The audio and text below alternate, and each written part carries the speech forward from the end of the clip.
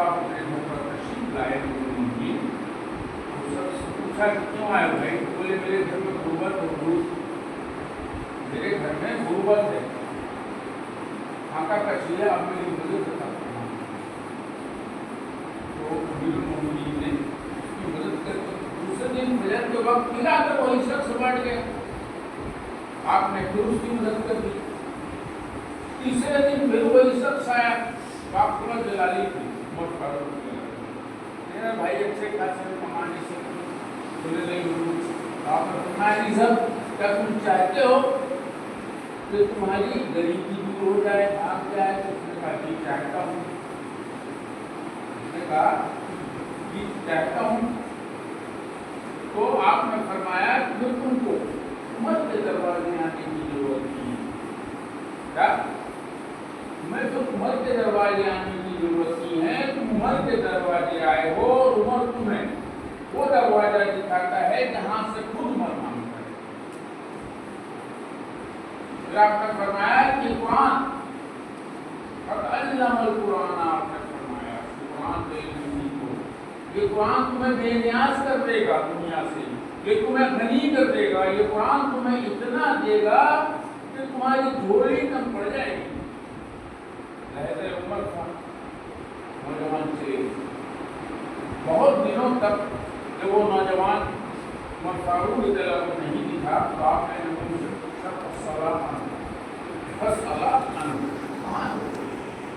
लोगों ने जवाब दिया लोगों ने कहा तो लोगों से कटकर आजकल दूर रहता है और अल्लाह की इबादत करता है, कुरान का इल्म सीखता है। अमीरुल मोमिनीन जब उसके घर पहुंचे दरियाफ्त करके, तो नौजवान कुरान का इल्म सीख रहा था। बोलिए सुभान अल्लाह। आप अमीरुल मोमिनीन ने उस नौजवान से कहा, अरे भाई तुमने तो आजकल हमारे यहाँ आना ही छोड़ दिया, हमसे मिलना ही छोड़ दिया। उस नौजवान ने कहा, ये अमीरुल मोमिनीन इन्नी अक़रउल कुरान, इन्नी अक़रउल कुरान अफ़नानी अन उमरा वन आली उमरा। उस नौजवान ने कहा कि ये अमीरुल मोमिनीन आजकल मैं कुरान का इल्म सीखता हूँ, इस कुरान ने उमर से और उसकी आल से मुझे बेनियाज कर दिया है। सुभान अल्लाह। इस कुरान ने मुझे इतना दिया है कि मैं बेनियाज हो गया हूँ, मेरी तंगी सब खत्म हो गई, अल्लाह ताला ने मुझे इतना नवाज किया। तो अमीरुल मोमिनीन और फारूक नौजवान से कहा, माँ वजद तो की है, इस कुरान ने तुम्हें क्या किया?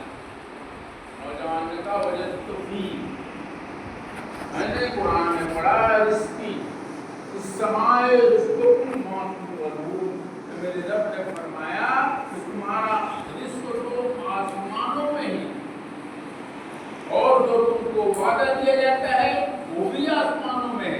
फिर उस नौजवान ने अमीरुल मोमिनीन से कहा, रिस्की की समाए वाना अक्सुरुकु फिल अर्द। नौजवान ने कहा अमीरुल मोमिनीन से, अमीरुल मोमिनीन मेरा रिस्क तो आसमानों में था, मैं तो उसे जमीन में तलाशता। फिर नौजवान ने अमीरुल मोमिनीन से कहा कि अमीरुल मोमिनीन, ये तो आदमी कुरान का इल्म सीखता है, अल्लाह उसे इतना देता है कि उसे बेनियाज कर देता है, उसे गनी कर देता है, उसकी मोहताजी खत्म कर देता है। आप ने फरमाया, मन करल कुरान अल्लमहु व अमिल बिही फल यौमुल क़ियामति ताजन मिन। आपने फरमाया कि कुरान पढ़े, उससे इल्म सीखे और उस इल्म पर अमल करे, तो क़यामत के दिन उसको नूर का ताज बना जाएगा। सुभान अल्लाह। आप लोग फरमाते लन तब्दू फतअल्लमा आयतन मिन किताबिल्लाह खैरुल लका मिन अन तुसल्ली मिअता रकाअतिन। आप लोग फरमाया कि कुरान की एक आयत का इल्म सीखना 100 रकात नफिल नमाज पढ़ने से बेहतर है। सुभान अल्लाह। और फरमाया वलन तब्दू फतअल्लमा बाबम मिनल इल्म उमिला बिही अवलम युमल खैरुम मिन अन तुसल्ली अल-रकाअतिन। आपने फरमाया इल्म का مثلاً وضو کا نماز کا ایک ہی مسئلہ سیکھنا 1000 رکعت نفل نماز پڑھنے سے بہتر ہے. یعنی آپ نے فرمایا کہ علم کا ایک باب سیکھنا اس وقت تمہارا اس پر عمل ہو یا نہ ہو پا، لیکن وہ 1000 رکعت نفل نماز پڑھنے سے بہتر ہے. علم راہ دکھاتا ہے اور عمل منزل تک پہنچاتا ہے. آج ہم مسلمانوں کی رسوائی اور ذلت کا سبب کیا ہے؟ علم میں ہم کمزور ہیں، قرآنی علم سے ہم بہت دور ہیں. ہم تو قرآن سے شفا اور ثواب حاصل کرنے کے لیے پڑھتے ہیں. اس لیے نازل ہوا ان هذا القرآن یہدی للتی ہی اقوم.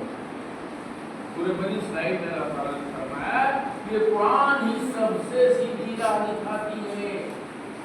جی سورہ صاد آیت نمبر 29 میں رب نے فرمایا لیدبروا آیاتہ ولیتذکر اولو الالباب.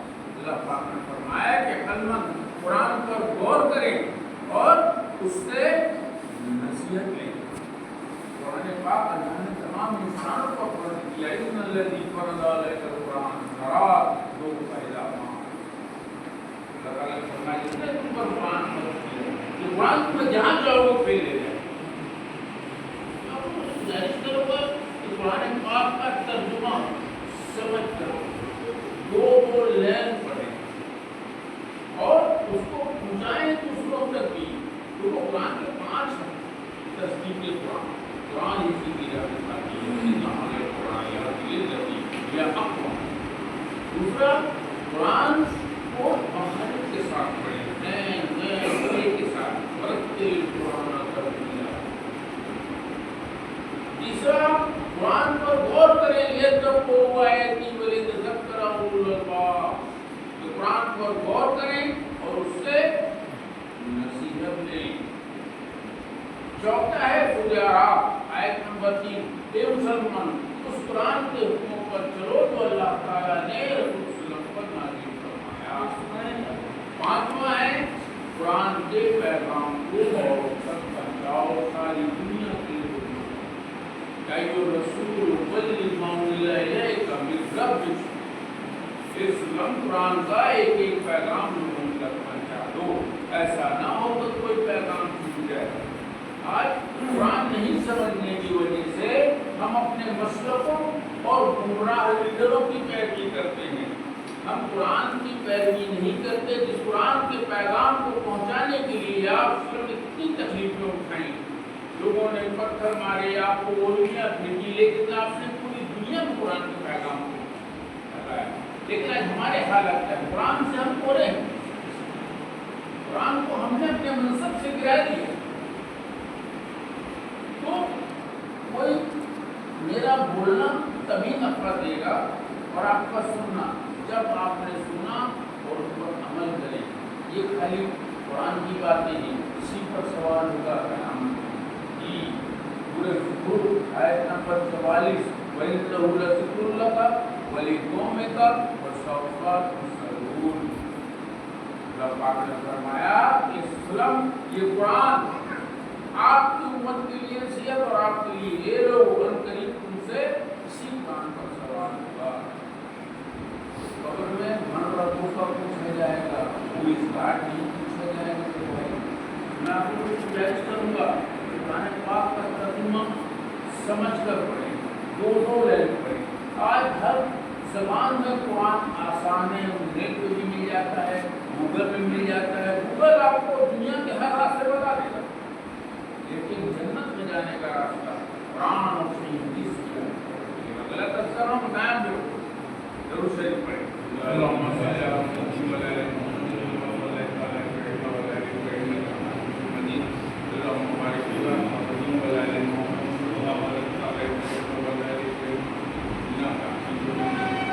اور نمازیں قائم وقت الصلاۃ لذکری. اللہ تعالیٰ نے اپنے بندوں کو حکم دیا نماز. کیا کہا کہ میری یاد کے لیے نماز قائم کرو. اللہ اور بندے کی ملاقات کا ذریعہ نماز ہے. اس فکر کو تازہ رکھنے کے لیے اللہ تعالیٰ نے اپنے بندوں کو نماز کا حکم دیا اور بتا دیا